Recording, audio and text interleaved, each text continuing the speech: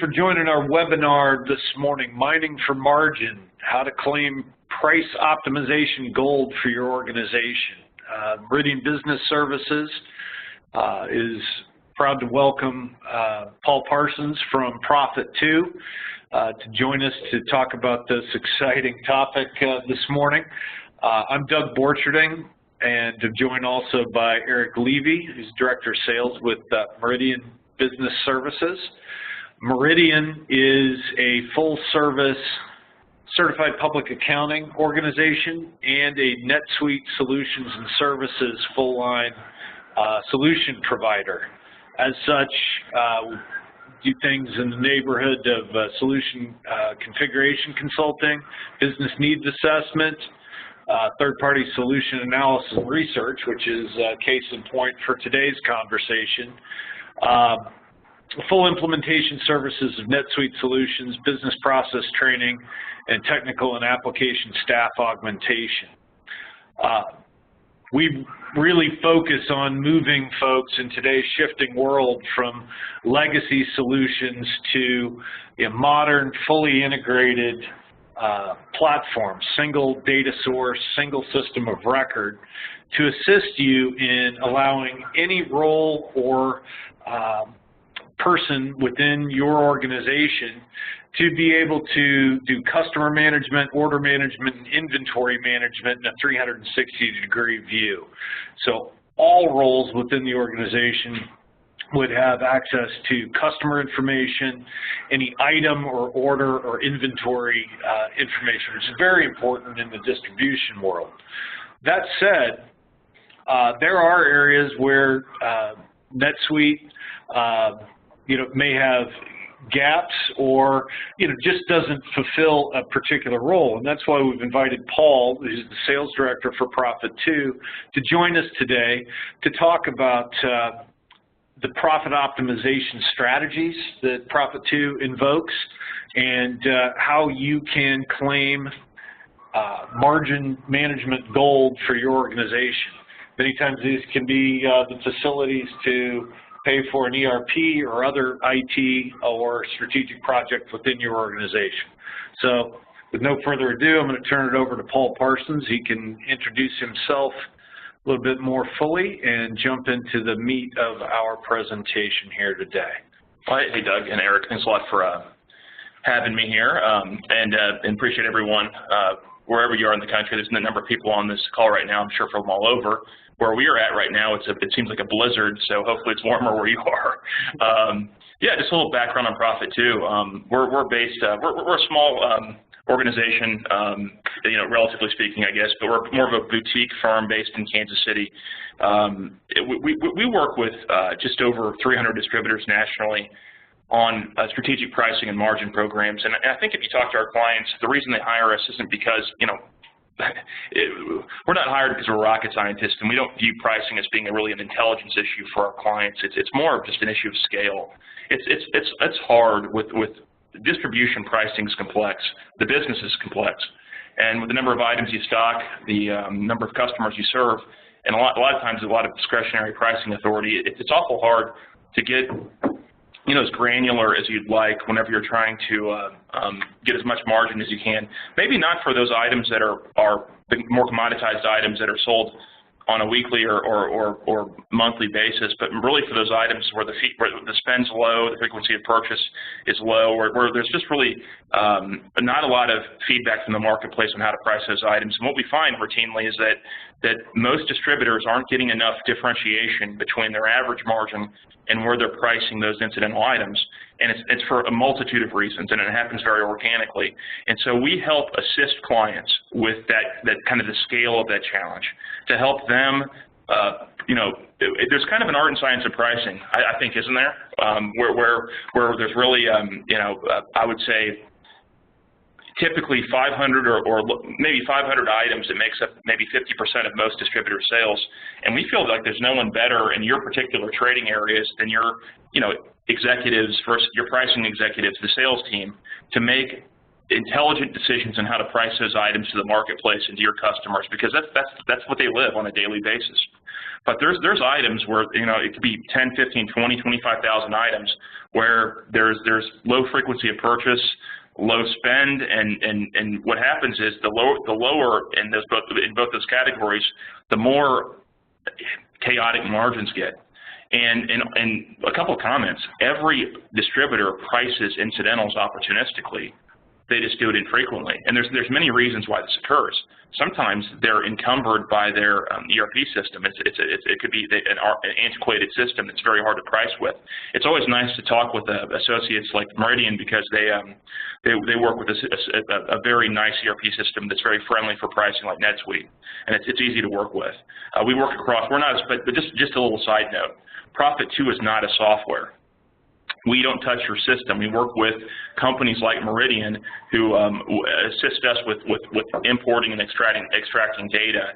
But our job really, I think our clients hire us to do the analytical work, and they make the big picture decisions on how they want to run a project with our guidance. And it's our job to create those records to macro import into your system. And I'll dive into that a little bit later. I get asked routinely, how much can you make on a pricing project? We're looking at maybe a new e-commerce initiative, or we're looking at a new ERP system.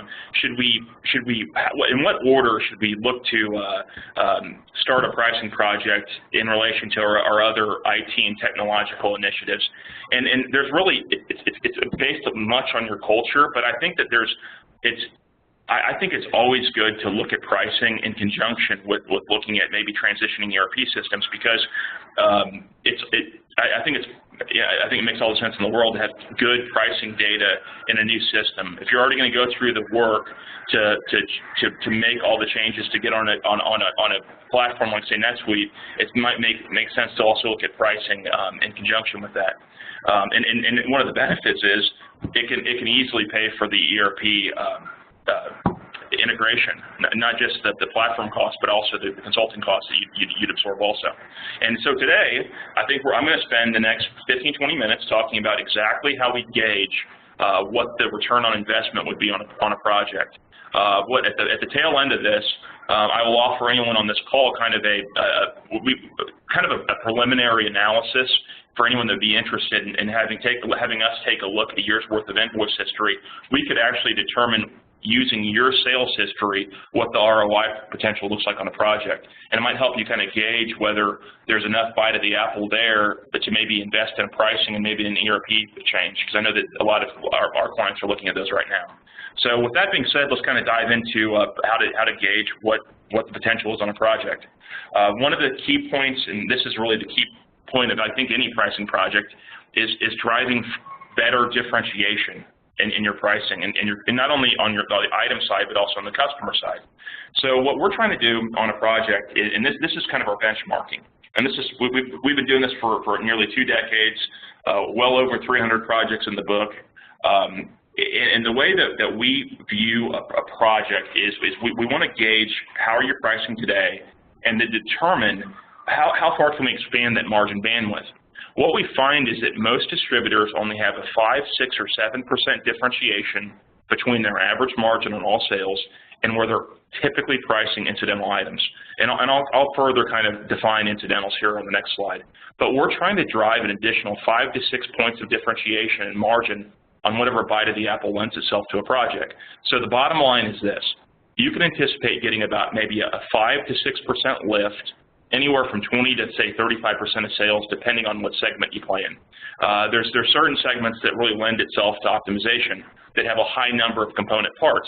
Others, it's not quite as much. So that's the benefit of doing a preliminary analysis. It really helps us determine what the potential is on a project. I've actually got some data to show you from one of our current engagements, who's given us permission to kind of show this in this kind of setting. So let's look at some data. This is actually invoice information that we pulled out of a client's ERP system, and we have used Meridian on many occasions to extract this similar data out of NetSuite, and it's a straightforward exercise if you know how to do it. And so what we're looking at initially is a year's worth of history. In this data set, there was just over 36,000 items sold to just under 4,000 customers. In the profit to kind of vernacular, we've got a term called customer item combination. It'll be a little bit more crystallized on the next slide, but for the definition purposes, what we're trying to do is, you could test the velocity of an item at your corporate level. You could test it at a branch level. We want to test the velocity of that item at the actual customer level. So we count the number of times your distributorship sells an item to a customer over time, in this case 12 months. So in this case, if SKU number 1 of these 36,440 SKUs was sold to 8 customers, it would simply equal 8 different customer item combinations. Well, in the aggregate data set, there was almost 287,000 unique customer item combinations in this 12 months, which is staggering, isn't it? It's almost like over 500,000 different pricing decisions over the course of a year period, and that's really the science of pricing. The art of pricing is what your sales force knows and lives and breathes on a daily basis, understanding the pulse of your customers. But the science of pricing is really trying to determine which items can we selectively get more margin on. And so in this case, this slide, there's 24 examples. Here are 24 examples of the 286,000 plus item combinations, where we've got the same item sold to 24 different customers over that 12-month period.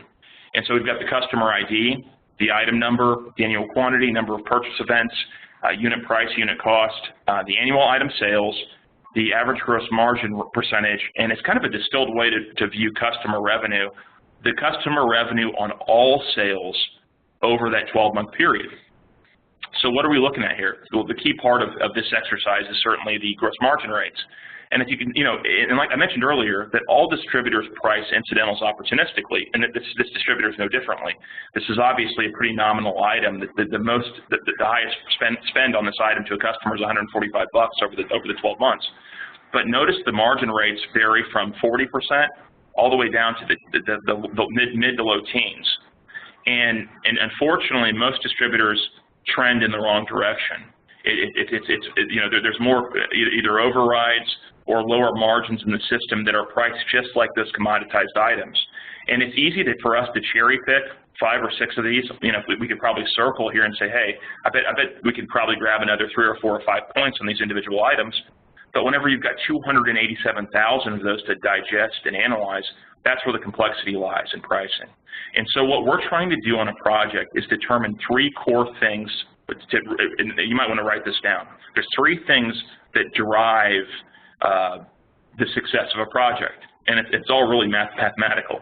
One is, what percentage of your sales lends itself to optimization? I mentioned earlier that most distributors have 20 to 30 to 35% of sales that is a candidate for optimization. Usually 50, 60, 65% or so of sales is quoted, bid, it's job business, it's commoditized, it's got to be priced to the market. But there's a portion of sales, much like these items on this chart, that do lend itself, and we can kind of analyze it initially to determine before an engagement what bite of the apple lends itself for a particular distributor. The other piece of it is, once we determine what bite of the apple, we want to see, based on how you price today, how much can we stretch it? We've got clients who spent over a decade working on pricing. They might have a little bit less room than clients who this is kind of more of an evergreen or virgin opportunity to.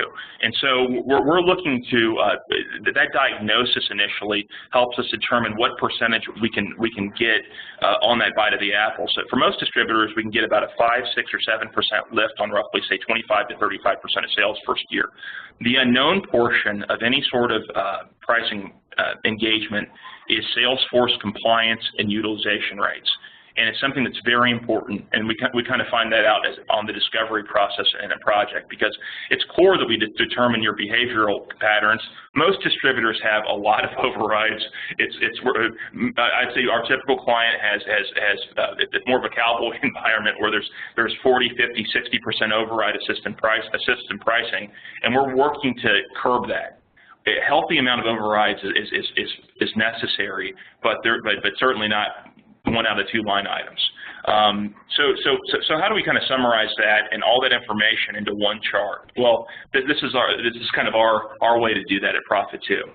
This is the 30,000-foot view, where we look at this same distributor's data, and we've broken those 287,000 item combinations into 5 different bands. And it's based on 2 key margin sensitivity factors: amount spent over time and frequency of purchase. If you notice, we've got items broken in to where the item spent by a customer was $500 or less, all the way to where the spend on an item to a customer was $5,000 or more.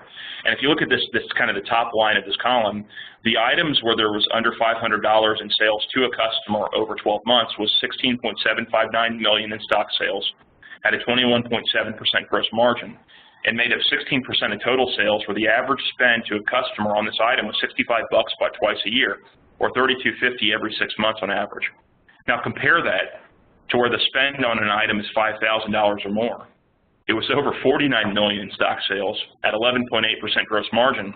It made up 48% of total sales, so half the volume, or the average spend on an item was $16,093, bought almost weekly, 40 times a year. And what a staggering difference between those 2 columns. And that's where I think visually, this is where the art of science of pricing comes in. If you look at, so let's just kind of look at the items where the spend on an item to a customer is $2,500 or more. That makes up 60% of total sales. We think that there is no one better for this distribution company than their sales force to price those items to the marketplace. And so we've made no recommendations on increasing those items. We want to protect those and make sure there's a defensive record set up in your system to protect those sales and price those to the market. There's a couple so whats on this chart that I think are the most intriguing things, at least from my standpoint. One is the gross margin percentage. If you look at the totals, the average gross margin on all sales is 14.8%.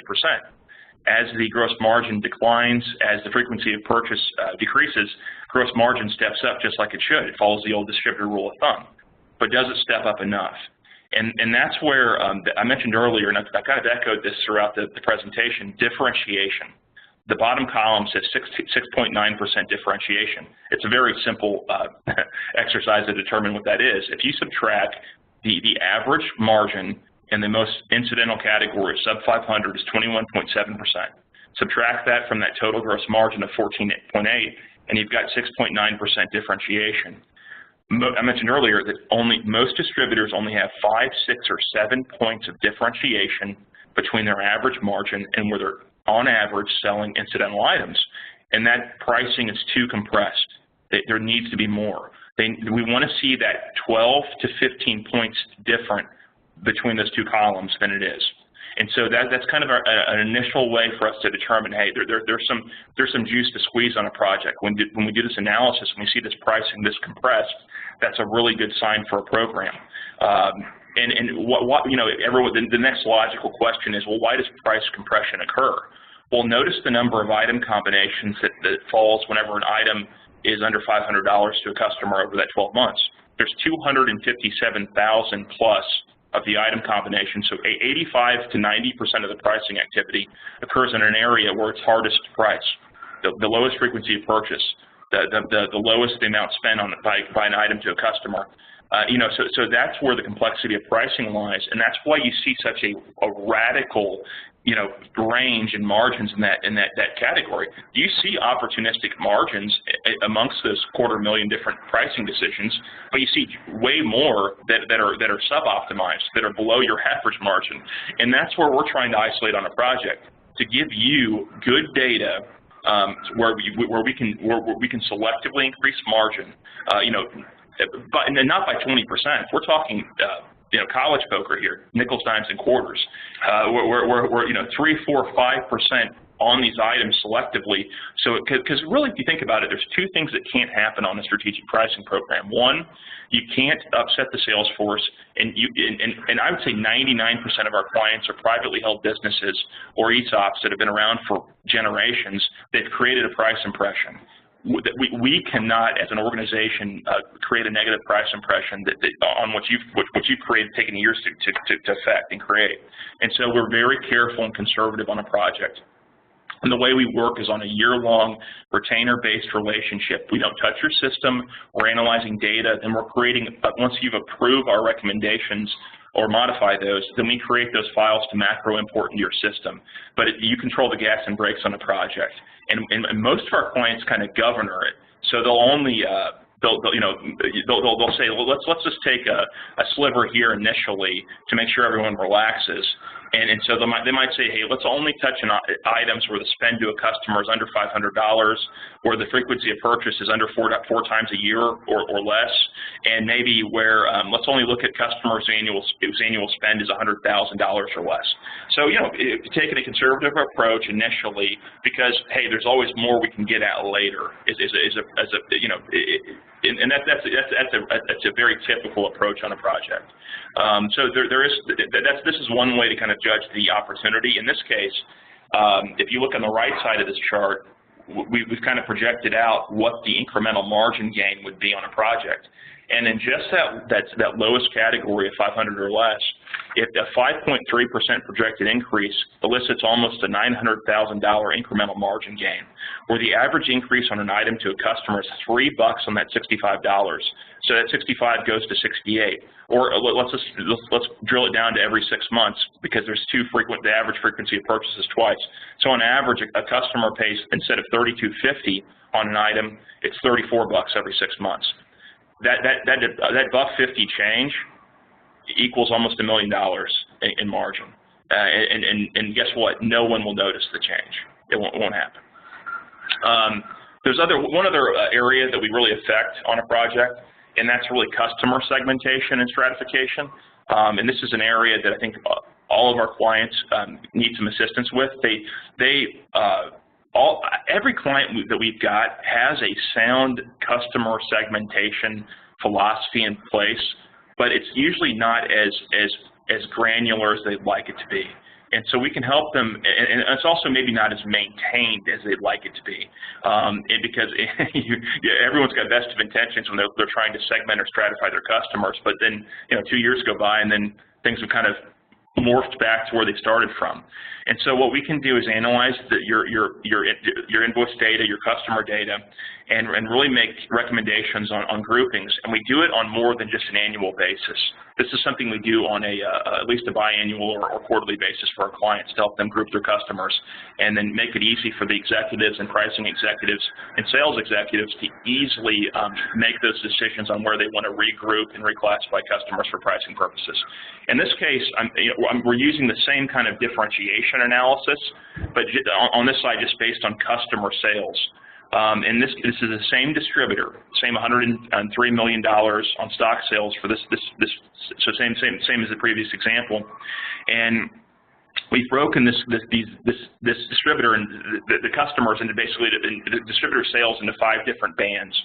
Whenever the customer was a small customer, where their spend on all sales over the 12 months in the data was under 10 grand, it was in that lowest column. It was 4.5 million in sales at a 19.3% gross margin, and it only made up 4% of sales. You compare that one to the largest customers, where the spend was 100,000 or more. It was over 70 million in sales at a 13.7% gross margin, made up almost 70% of total sales. And although there is differentiation between how this client is segmented customers, it's pretty narrow. We would rather see about a 10% spread between their average margin and where they're selling, where their smallest customer's priced, than just 4.5%. So they've got some room to grow. But what's really intriguing is, if you look at the very bottom chart, this is whenever a customer's just the same customer breakdown, but only when they're buying an item where the spend to a customer is $500 or less over that year. And notice the gross margin rate.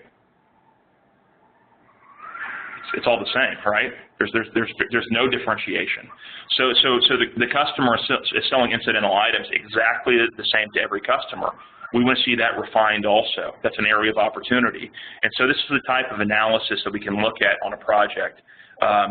And this is one other area too that's included as part of a profit suite project. We look at customers' profitability, lifetime value, cost to serve, and buying power, and help you stratify your customers based on rankings, usually kind of a four ranking system where customer number 1 might be your most profitable, most loyal customers, and customers number 4 might be service drains. And we can help give you data to rank those customers and help you get more granular in how you stratify customers for pricing purposes. It's a big part of a project because if you marry together item segmentation and customer segmentation, that's how you get the biggest bang for your buck. And frankly, that's how you're going to pay for an ERP system if you want to upgrade to NetSuite. So with that being said, I'm kind of rounding third and heading from home. So, what I wanted to kind of pitch to everyone on the call is if there was some interest, Doug and Eric will share my information at the end of this call. But if you have some interest, anyone that's on this call is available. We'd be more than happy to run a preliminary, no-cost benchmark analysis where we could compare your pricing, of course send you a non-disclosure agreement because we're fiercely protective of your sales data. It's number 1 in our business. If we don't have data integrity and safe data, then we're out of business. But we could see how your data compares, pinpoint where we can safely increase margin, learn how to get your sales team kind of behind the project, and review kind of what other clients in your similar industry segment have done. It's very easy and straightforward to arrange, and again, at the end of this presentation, Doug and Eric will kind of share with you my information if you do have some interest in pitching or in participating in a free pricing analysis.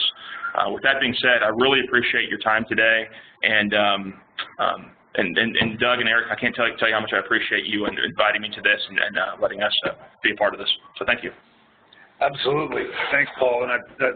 And just for the record, the picture I shared with the introduction, Paul is much more handsome in person than in that photo that we snagged from his LinkedIn profile.